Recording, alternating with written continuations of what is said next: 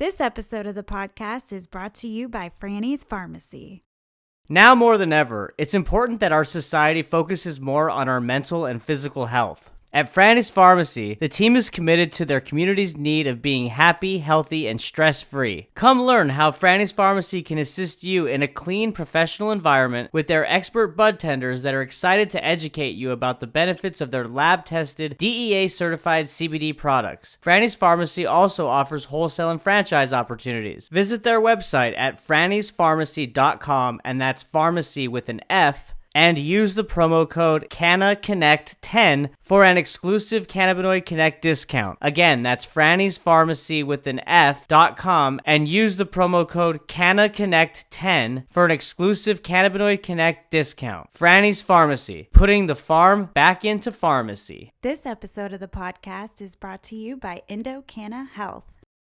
Hey cannabis consumers, have you ever consumed a cannabis product thinking it'll make you feel a certain way, but then it doesn't? Don't you wish you had a clear understanding of your own DNA so that you could make informed decisions about what type of cannabis products interact best with your system? Well, now you can with EndoDNA. EndoDNA is a simple DNA test that maps your entire endocannabinoid system and then matches that summary with a specific cannabinoid ratio and terpene profile that best aligns with your unique genotype. Imagine being armed with personal information when visiting a dispensary. You'll have the knowledge and power and capability to purchase products that best align with your genotype. Visit their website to purchase the EndoDNA Collection Kit and Endo Decoded Report at endodna.com/products and use the promo code CONNECT15 for a 20% discount. Again, that's endodna.com/products and use the promo code CONNECT15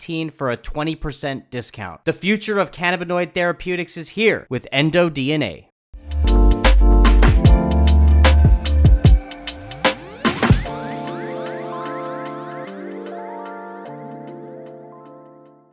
Cody Guy, what's up, man? What's happening? Just hanging out. I'm so glad that we were introduced at the recent Delta 8, Delta 9 psychedelic medicine conference, man. I forget the gentleman who walked you over to my booth, but I appreciate, shout out to that guy. He was awesome. I feel like I met a lot of people for the first time there. So yeah, so many faces and names. It's hard to remember everybody there. So yeah, who was that? Do you remember? it was either Luke or Luke. It was Luke. Yes. Okay, Yeah. Yeah, Luke's a farmer. He's over in Tyler. He has a local farm that he does there. Okay, It's coming back to me now. That's right. Shout out to Luke out of Tyler, Texas. Thank you so much for this introduction because, hey, we were able to make it happen today, man. Yeah. Yeah. So for those listening, Cody Guy is the founder of givinghemp.org. And Cody, before we talk about your amazing cannabis nonprofit charity, I first want to talk about your background and, I want to give you the floor. Basically, to kind of set the stage, you're the longest living brain cancer survivor, certain type of brain cancer survivor at UT Southwestern. Is that right? Yeah. So in 2006, I was diagnosed with glioblastoma. And they didn't tell me how long the life expectancy was. I didn't want to know. So my mom and dad, I was 20. So my mom and dad were there and I told them that I didn't want to know anything at the time. So they didn't tell me, and I didn't find out till later that it's a 12 to 14 month life expectancy across the board, pretty much. So a 5% chance of living at all. I think my doctor, my radiologist told me, don't look this up, just eat healthy, keep coming to your appointments. And so that helped me big time. Because had I have looked it up, I don't know, What the mind would have done and kind of how you would have just maybe been fixating on that. Yeah, I don't read any of the inserts to the medications that I take either, because I got to take them. It's just because I don't want to know what the side effects are, because then if I feel something somewhere, I'll be like, that's the side effect, so. Yeah. That's a pretty smart strategy, man. I mean, really, it's like what some people do when they don't read the comments. Like if they're posting and doing things or getting into the fighting right on social media, you just kind of ignore that noise. And you are controlling what you're consuming, and that's information in this particular aspect, to kind of protect your mental being, right? Yeah, because you know how people say, oh, I had a 50-50 chance of living? Well, it's like I had a 5% chance. So I'm glad that I didn't know that at the time. So it wouldn't have been something I'd be like, yeah, awesome. Where's my water? Absolutely. No, I hear you. Yeah. I will. So when that happened in 2006, what was your first kind of, reaction, and what was your the steps that you kind of took, and I guess what I'm alluding to is, when did you discover cannabis as maybe some type of treatment to alleviate some of the side effects that you were feeling with the various treatments that you were undergoing? Um, so at the time, I was, Is that your I dog? was yeah, my cousin died over at the place. But yes, so the first time I knew anything about cannabinoids and cancer was 5 years after the whole thing. But I was put on Marinol during the time I was going through treatment because of chemotherapy. Yeah.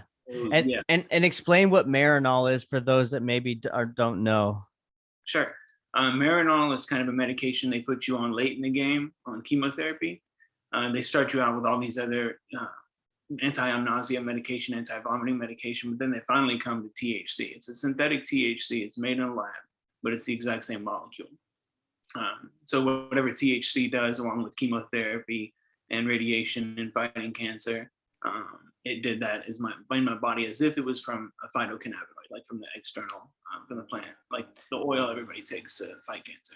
Right. And Marinol is, from my Oh yeah, understanding. yeah. So Marinol is the trade name or the product name of the um, synthetic THC out there. So like if a doctor was going to prescribe you this, he would prescribe you Marinol. Right. And Marinol, that is the from my understanding, the only, like, it's federally legal to prescribe because it's a synthetic cannabinoid that's been deemed FDA approved. Right. Hold on one second. I want this to get over with. No problem. Otherwise, you won't be able to hear much. But yeah, the government's crazy either way. I can say that much. So the molecule in the plant, like I'm saying, is the exact same molecule, but if it's a phytocannabinoid or plant-derived cannabinoid, then that's when it's a problem. So Gotcha. just like with Delta 9 THC, like if we were pulling it from the plant, it'd be illegal, but we're converting it, so it's legal. Right. Right. Okay. So you start your prescribed Marinol after that first kind of phase of anti-nausea medications, like you mentioned, and what do you start to experiencing? So with the Marinol, it would take a long time to kick in, but it was beneficial. It was beneficial for sleep, for basically everything that cannabis is beneficial for. So that's what I found out of that. I wasn't smoking at the time. But yeah, so basically just Marinol, chemotherapy, radiation, surgery, all that jazz. So. Wow. So, okay, I mean, I don't want to jump forward, because what you're doing now is really remarkable in terms of, and correct if I'm wrong, but gathering consumer data on various hemp products to then, basically use to help push legislation forward and kind of drive policy, right? Because that's really what's holding the FDA and other entities within the government back at this point. Yeah, like we can't do clinical trials clearly. We can do the closest thing, which are anecdotal case studies. Some of the case studies that are out there right now have been done just on paperwork, just writing it out, pencil, pen, that kind of thing.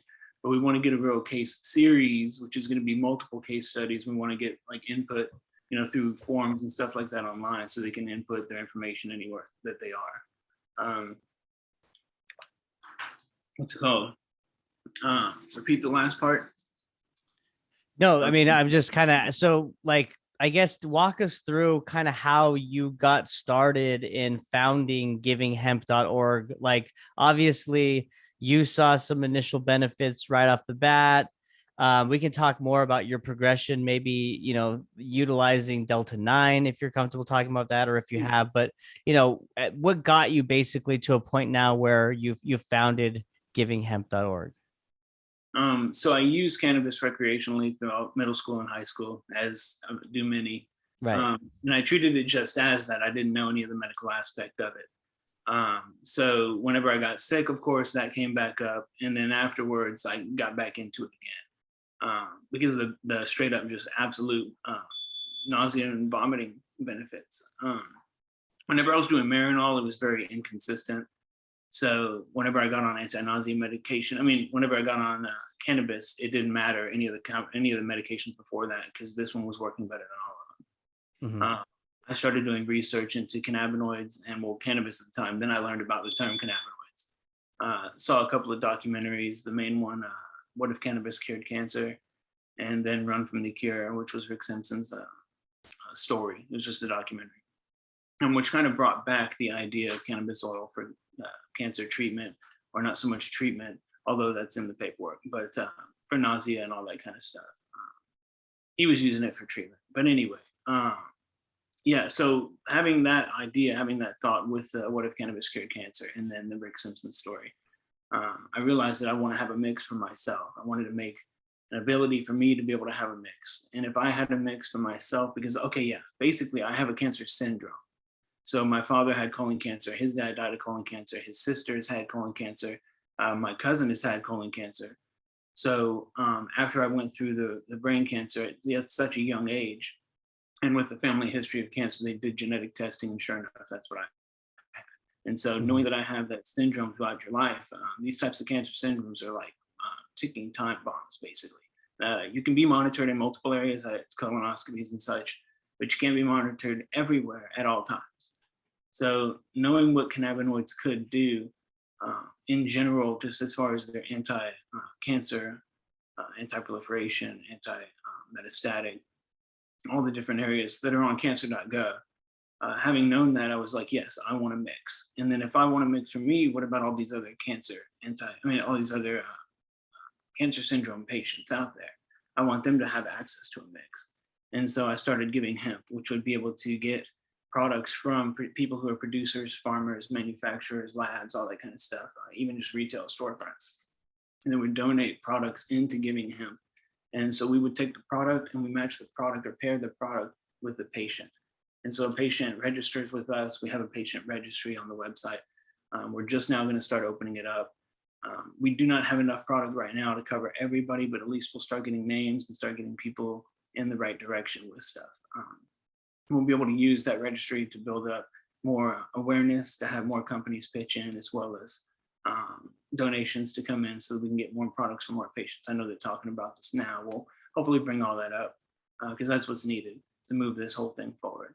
But basically, Giving Hemp is literally us giving hemp oil or hemp products to cancer patients throughout their journey. So if they're an active cancer patient, there's a huge gap between what the cancer patients are trying to buy and what they want, which is, retail hemp, and what the cost is for that during the time that they have no money. Because whenever I was going through treatment, like, you don't have money because you're spending on gas, food, basically anything. My mom slept in the hospital room with me, so she had to get like shampoo. She just, toiletries, things like that, self-care, healthcare. Not healthcare, but common daily care products. So the cost is the biggest issue. Giving Hemp is trying to bridge that gap.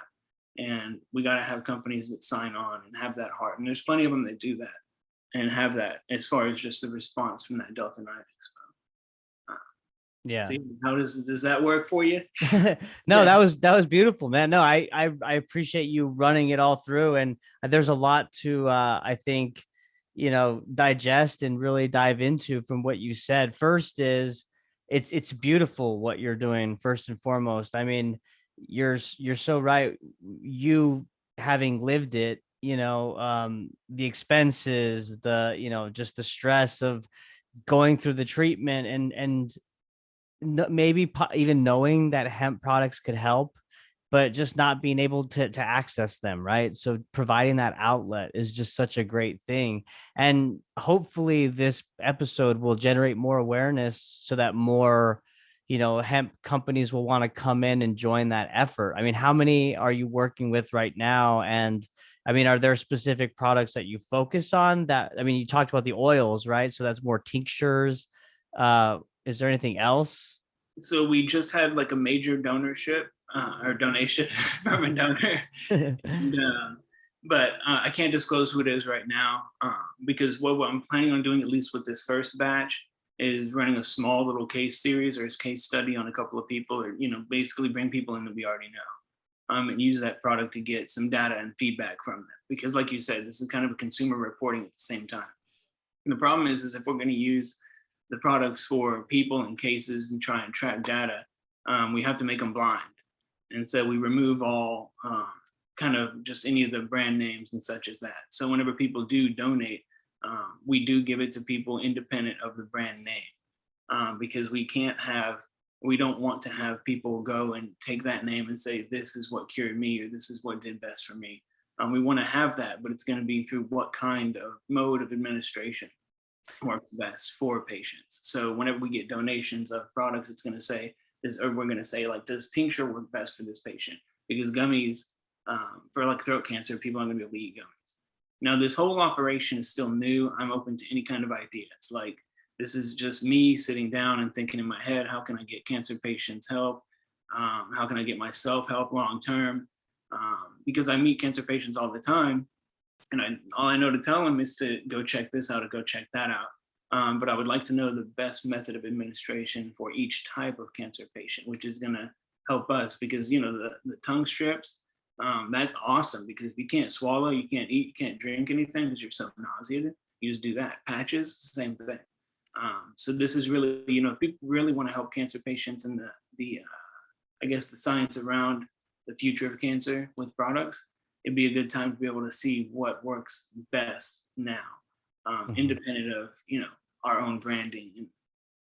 Because I do work with brands, but they're okay with this. They just want to see the science advance. So for them, it's not about their product. And in reality, we've done a little bit of research with some lawyers, and if there is a claim of therapeutic value associated with a company that has commercial within 2 clicks of the claim, like if you have a website, it's an educational website claiming that cannabinoids can fight cancer in this many different ways, and then you also sell a product on or you have a post about it, or you like a post, or you share somebody that put a post with that information on it, that can come back and be called basically implied marketing or implied claim. Wow. If you just like it. Yeah, if a company can like something. If somebody said, hey, we thank you for the donation, we can't go into like the donation for X this, X that. So, and honestly, us having this conversation, I am totally open for anybody in the state, anybody anywhere, to help me formulate this whole idea and better deal with it. Not manufacturing, but taking in and processing all these things that people are bringing in. Volunteers, because it's a nonprofit. So you need to talk to. So it's so funny that I just an episode before this, I talked to a guy named Eben Subner, CEO of Casco Bay Hemp, and they're out of Maine.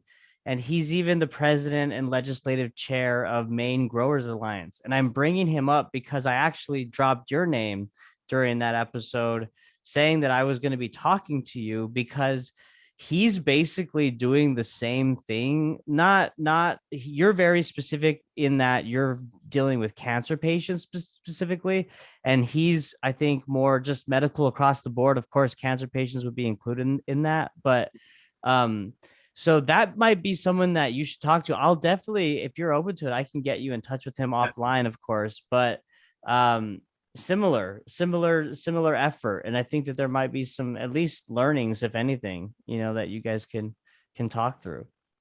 Yeah, there's a lot of us that have these little bits of ideas, but to bring them all together and to work as a team, that's really what it's going to be, which is cool that I can share this with you now, because we're just like from that expo. And I just talked to the guy yesterday about compliance and making sure that we don't get the FDA on us, and to set everything up now so that we know the type of language we're going to use going forward, so we don't get a warning letter. Right. How involved are you? I mean, I know we talked before we started recording that we're both Dallasites, and what does it look like in terms of like Dallas's medical program. I know it was very limited at first. It's gotten a little more broadened since the legislative session. But talk about the Texas Compassionate Cares program. Oh, I don't know if you want me to. But Come on, yeah, you could say what you think. T-Cup's extremely limited, and it's been set up very monopolistic, I should say, or could say, where they're limiting access for other companies to come in and create competition for better products. Teacup doesn't test with a third party; they test in-house, not kosher with me, or really shouldn't be kosher with anybody. A lot of people don't know that. So I support the patients. I think even people that are going to work with us, I want them on Teacup. I know a lot of doctors. One of the doctors I work with, she charges under $50. I've heard people out there trying to charge over $100 just to get the license. And of course, you got to renew it, I think, every 6 months. So to have to charge patients, that is ridiculous. Also, the price points on the retail side are a little ridiculous too. Mm-hmm. And that's coming from a patient's point of view. I'm not trying to dog anybody. Everybody's in it for, their family's well-being. They have a business, they have all this stuff to run. But I think we should really sit down and reconsider as a state what we're doing to patients and for patients. Because, Sure. We got to be for patients by patients. What's happening is we have legislators, which of course have people they know that have had cancer and all this kind of stuff, which also people they know that probably have tried Delta 8 and Delta 9 products that are finding relief with sleep and pain. Right. But of course they can't go by that. Yeah, basically we just need legislators and people that are advocates. Of course, there's plenty of them here that push for easy access and cheaper prices and competition, so we can get better products and we can be out there not fighting against each other, but just catching each other and checking each other on, what we should be doing.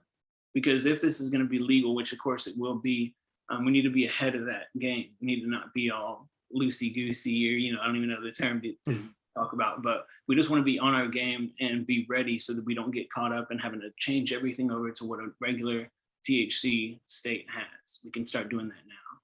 Right. No, absolutely. Well, I mean, Cody, you're one who's lived, firsthand seeing the efficacy and how it's helped alleviate and improve your life, right? Cannabis use or hemp products. You're building a nonprofit charity, giving hemp where it's focused on the same type of theme to kind of prove this efficacy and push this effort forward. And my question is, what are you seeing from a patient's perspective are the barriers that are inhibiting this advancement of science? Okay, so from the patient's perspective, we're really just missing a lot of data, a lot of feedback, because people are buying the products, they're going home, they're trying them, they're saying they're great, but we're not getting anything back in order to show the medical community. And so, the advocates bring stacks and stacks and stacks of of stories. It's like this big. Those politicians aren't going to take the time to read them. I wouldn't, it's not that I wouldn't, I don't care, but they got families, they got stuff to do. They're not going to go home and read stacks of papers of testimonies. But we need case studies, because the case studies are going to be what they can't deny. And even though they're anecdotal, they're the closest thing we have. And if we have enough of them and we're able to track data and find a trend, a statistically significant trend, then they really don't have any choice. And the science around the world is even more solid. Type in cannabis or cannabinoids in any type of cancer, and there's science on it, like, peer-reviewed journals on PubMed from all around the world. And I've heard some legislators try and say that, well, if it's not coming from the U.S., then we're not going to, use it, as if it's some kind of different scientific method used in Israel.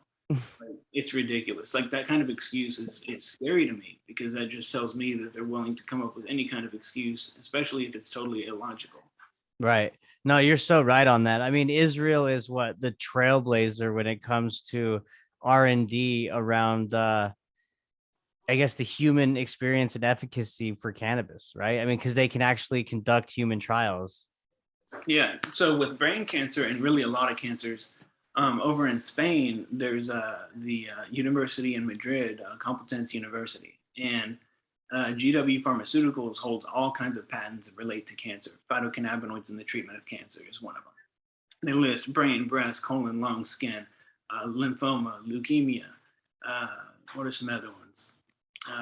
Man, I don't even know. Yeah, there's more than that. But those are the ones that are just like coming to mind immediately. And the research that was put in for those patents by GW is from the Complutense University, and nobody really hears of those guys. So it's Manuel Guzman, Cristina Sanchez, and you just start there. You can find all the other stuff. But that is really kind of the centerpiece of all this data is GW Pharmaceuticals, some of Israel, and then surprisingly, the more I've looked out, the most recent one I've seen for cannabinoids and cancer came out of Iran.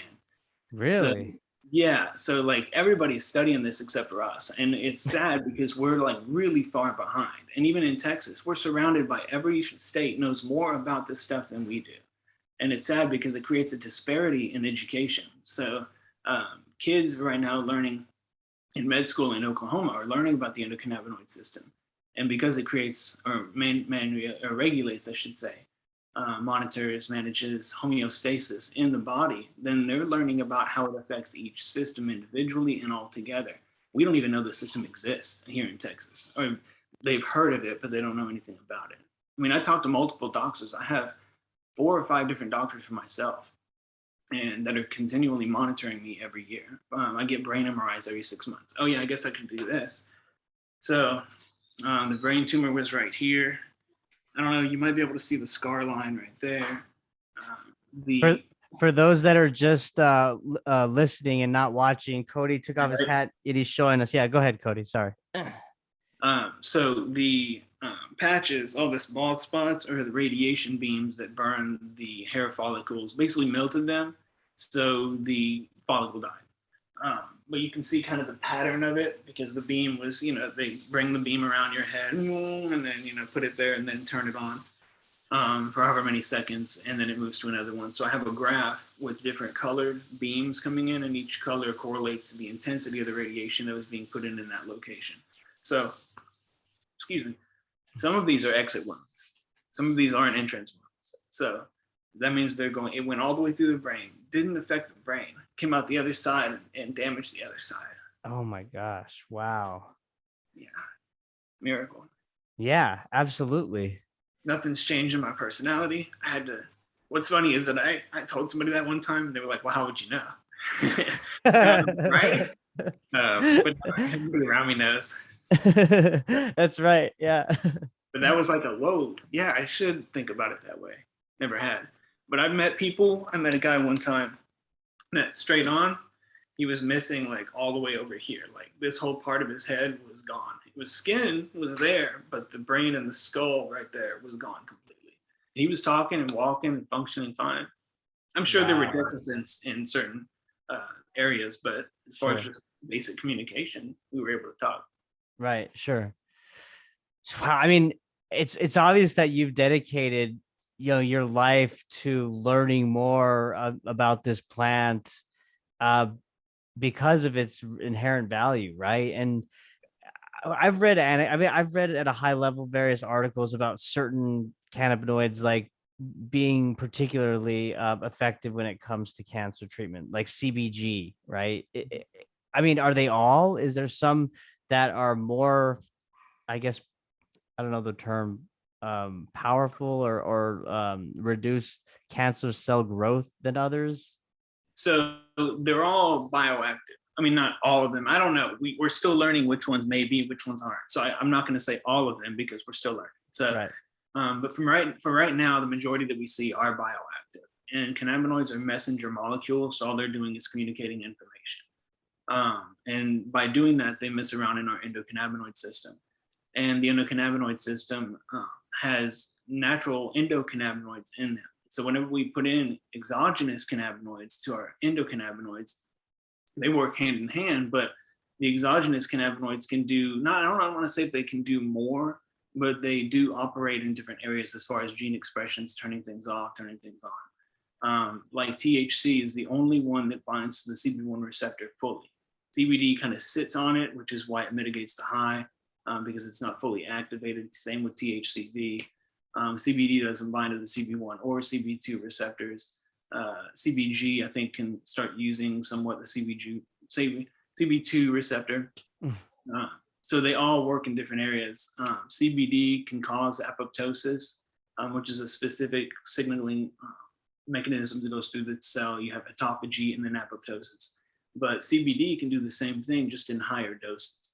So that's what's making it really interesting, but it makes it very difficult for pharmacological research, because you just don't know what CBD is going to do specifically, because you know it does this at least, but you don't know what else it's doing since it's bioactive. So yeah, that's and we don't even, like, there's some lower cannabinoids from there, like even delta 8 non-synthetic but natural delta 8, whenever it degrades down to that, or different strains that have higher levels, we can access that and use that. The very first study that was conducted using cannabinoids to treat cancer was using delta 8 THC, not delta 9, because they had to take it from a non-plant source. And this was in the 70s. And in that one, they treated Lewis lung cancer, Lewis lung carcinoma, I think, and then lymphoma. So you had lung cancer and lymphoma. And if you go to cancer.gov and just type in cannabinoids or cannabis, they have this little thing called the PDQ. I'm just saying this because people will see it as they go. Hit the PDQ. It has a professional version and a patient version. And in there, you can find all the references to all these different studies. They're all on there. So anti-cancer, anti-tumor effects, I think is what it's called. And just bounce around there until you find the anti-cancer effects of cannabinoids, and all these things that I'm talking about will be listed. It's amazing that it's all on cancer.gov too, right? Dude, like that and the federal patent. Have you talked to anybody that y'all talked about the federal patent? Is that what we kind of referenced earlier with Marinol? No. No. Well, tell me what is this? All right, so this one's going to be interesting for everybody. All right, so in the late 90s, I think, 99, the Department of Health and Human Services filed for a patent. Or the United States government, I should say, filed for a patent through the Department of Health and Human Services. So the name of the patent is Cannabinoids as Antioxidants and Neuroprotectants. So they patented cannabinoids. Now, if you look in the patent, if you read through the patent, you're going to see that their definition of cannabinoids is plant-based, synthetic, whatever it is, whether it's psychoactive or non-psychoactive, they're all included in the patent. The patent goes through the list, or they don't have a list on there, but if you read through it, there's over 60 different conditions. Technically 56 as far as I've counted, but I'm sure there's probably more in there that I just am overlooking because I don't know the words.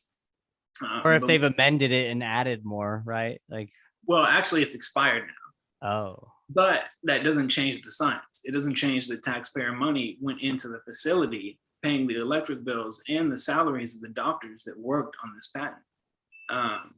So it goes through the Patent and Trademark Office. It goes through, clearly. So the beginning of the patent says the title, Cannabinoids, Antioxidants, and Neuroprotectants. And the assignee is the United States of America, as represented by the Department of Health and Human Services. So anything this patent ultimately says is from the Department of Health and Human Services. And then, of course, the Patent and Trademark Office, yada, yada. And in the patent, like these 56 conditions, dude, I can't think of 56 conditions off the top of my head. Stroke, heart issues. It even has in there age-related diseases. Like that's one of the terms that they have. Parkinson's, stroke. I think I already said that. Like there's just so many. I'll send them to you so you can I guess put them in with the video. Yeah. And all the references for stuff. But they ended up licensing this patent to a private company in 2011. And so this private company ended up having an exclusive license with the Department of Health and Human Services to use the patent and commercialize it. So they were taking the information that the patent had and made a product out of it. And they're still around. It's Cannalife, spelled with a K. Okay. And I think they're trying to change their name right now. They just started doing that. But in 2011, I have all the press releases that they've already taken offline because I was doing this back then. Yeah. And so these guys, and what's crazy is that even in the Federal Registry, which is where it says what the federal government is going to do at this time or that time, whenever they said they were going to commercialize the federal patent, on there it says that it's royalty bearing. I don't know if the royalty bearing aspect has passed since the patent has passed, but I know that the agreements might still be in place. Not the agreements based on the validity of the patent since it's passed, but yeah, also in the patent, dude, it uses words prevent, treat, reduce, delay, decrease symptoms, increase survival, prophylaxis, along with all these conditions. So whenever I'm talking about cannabis treating or cancer, cannabis treating cancer or preventing cancer or reducing cancer, delaying the onset of cancer, I can say all of that quoting the federal patent. Now I can't do that alongside of products. I can't put that on a commercial website and quote those things, even though it's the federal government. That's me still making an implied claim. That's what I was wanting to do. I was wanting to be able to teach on these things and also, direct people in what way to go, what type of products to get. But I have to do the education side completely independent of being anywhere near, or like I said, 2 clicks away from any sort of commercialized product. Right. But dude, there's a lot to go about with the patent, with the DEA, FDA, all the little, it's a true conspiracy. And these were a couple of independent dudes that came together. One of them was like in the music and video industry. Basically, the way that they worded it, the company did, was that the government didn't want to be part of commercializing cannabis from this patent. And so they were interested in the private industry, private sector to come in and utilize their skills to be able to further the patent. And that's like not a direct quote, but that is the summation, or it's a paraphrase of the quote that that the government was basically waiting for a private entity to come. And so that's when CannaLife came to them and pitched their proposal to be able to have this exclusive license and all that stuff. So and then of course they made the product. If you go to science and you scroll down, they show how cannabidiol compared to their product that they developed 200 times more potent. So right there it says CannaLife, that's Dean right there, I think. Right here, CannaLife changes name to neuropathics. Proprietary and targeted therapeutics for treatment of neurodegeneration, oxidative stress, and neuropathic pain-related diseases. Yeah, so when they made this patent, whenever they made the exclusive licensing for this company, they only focused on 2, I think, conditions. One was CTE, which is chronic, or what is it? Chronic traumatic encephalopathy. I'm not saying that right, but you're right. It's a brain degeneration likely caused by repeated head trauma. Now, also in this, all of these that I have as far as press releases, they actually tried to make a contract. CannaLife tried to make a contract with the NFL. So there's all this kind of stuff just up in the mix because, of course, the NFL can greatly benefit from this. I don't know whatever happened to it, but yeah. Well, the NFL and the NBA, a lot of those sports leagues have lessened their policy on cannabis, right? I mean, like they're not testing anymore. And I think that the NFL said that they're not penalizing athletes that test for it. I think that would have to do with that if a doctor has recommended a script, then the NFL can't deny that. Like they can't say, oh, we don't have a legit medical purpose or note on that behalf. Right. It says here, the NFL has relaxed rules on cannabis use among players, beginning with the new collective bargaining agreement. The league's random drug testing window opened in 2021, April. The new program does not test for Delta-9 THC found in cannabis. Wow. Only Delta-8. Right? No, that's fine. Yeah. No, I was going to ask you something, but I just lost my train of thought. Oh, I know what it was. Okay. When you were talking about like the complexity of these cannabinoids and like how they, we're finding out what receptors they're binding to and what they're doing. Let's talk about the complexity of the unique genotype of an individual. Like how much does that factor into this science as well? And that goes back to the intricacy of the pharmacology.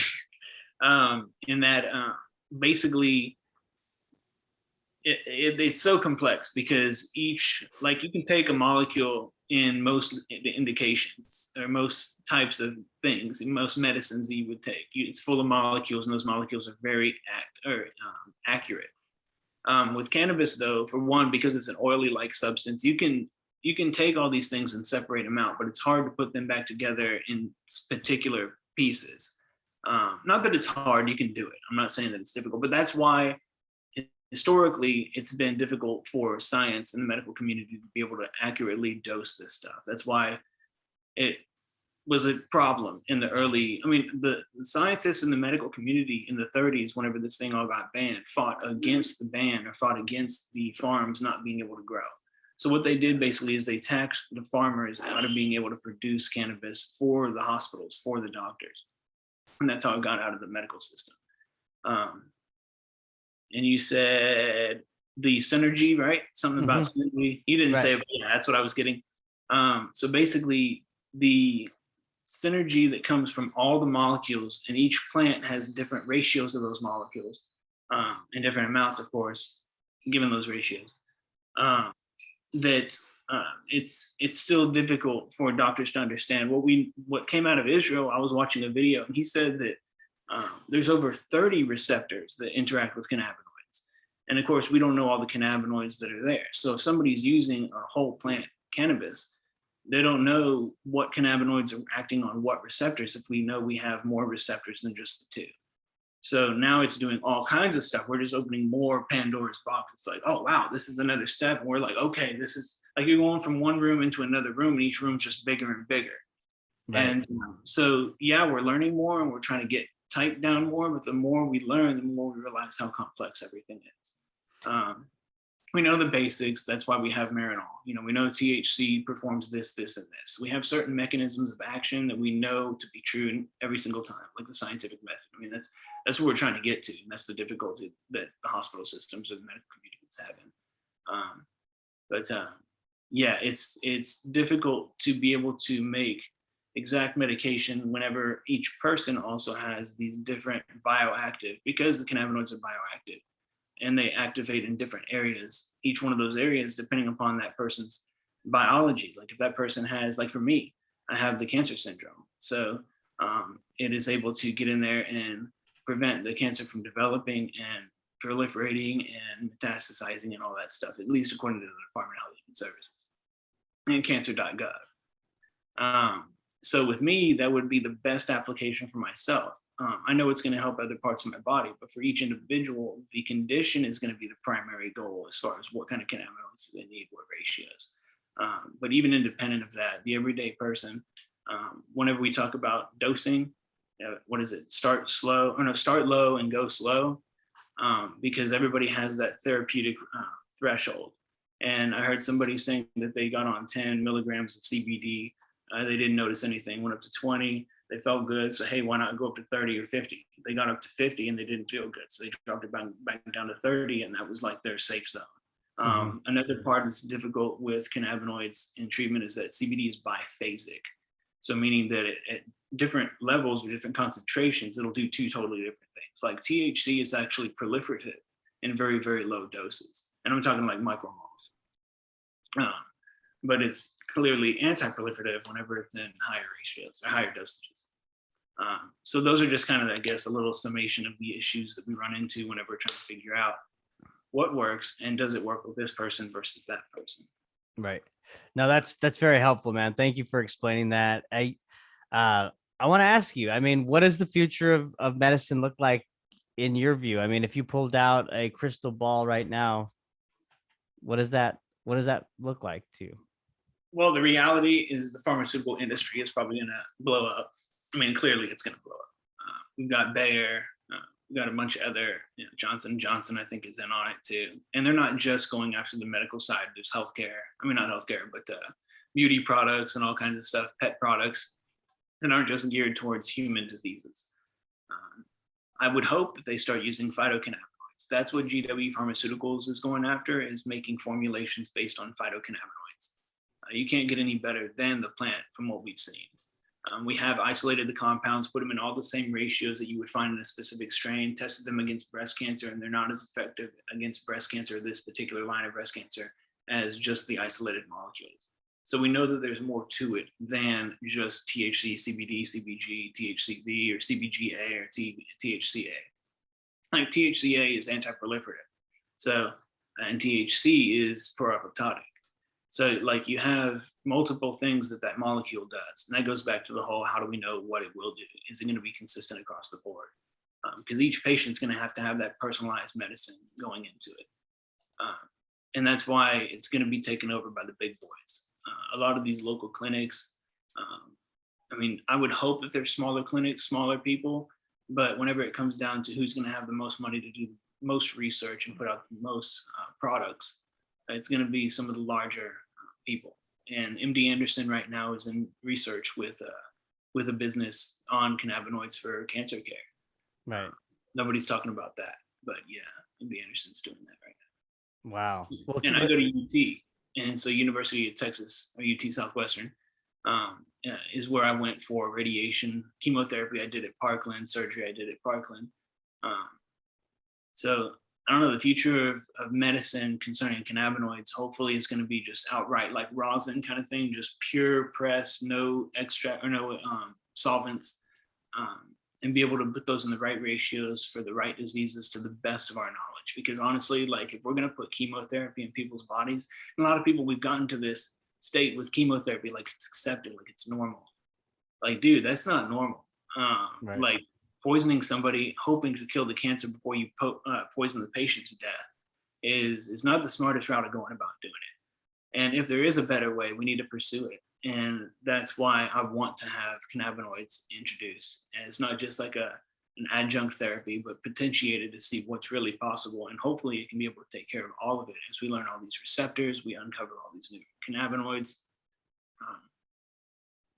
I hope it stays with private people, families and stuff. I just know that there will be small operations unless they change the laws to where there won't be any kind of home grows or operations less than X number of acres, or you can't have an operation unless you're going to pull this much money, you know, like that kind of thing. I don't know what they can do, but I mean, they're smart enough, they'll figure it out. So, yeah.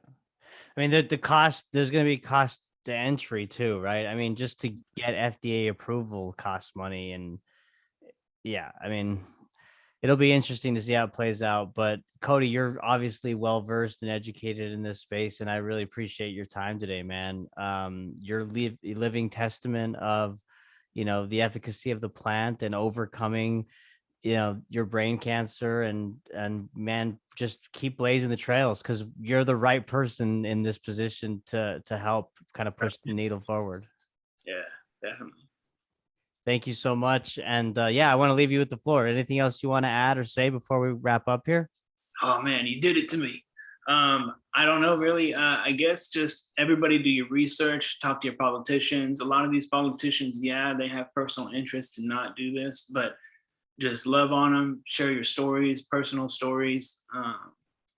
You know, don't fight with them for one, because that's only going to make them harder against it. So I know the session's going to be coming up this following year, and people are already talking about it. So as you get to talking about it, just have respect, even though maybe some of them don't necessarily deserve it. You got to at least show it from here, you know, this region right here. And fake it till you make it. Yes, exactly. And I don't know, man, just cancer patients have hope. Check out the, check out Giving Hemp for one, because I want to be able to make this thing bigger, share the idea with people. And yeah, Psalm 91 is where I rested the entire time I was in the hospital. So check that out, and definitely be blessed. I love y'all. Check me out on givinghemp.org. I'm on Instagram, Facebook, all that jazz. So let me know what y'all think. I want to better formulate this whole movement for the Giving Hemp idea movement, and we'll talk soon, I guess. Awesome.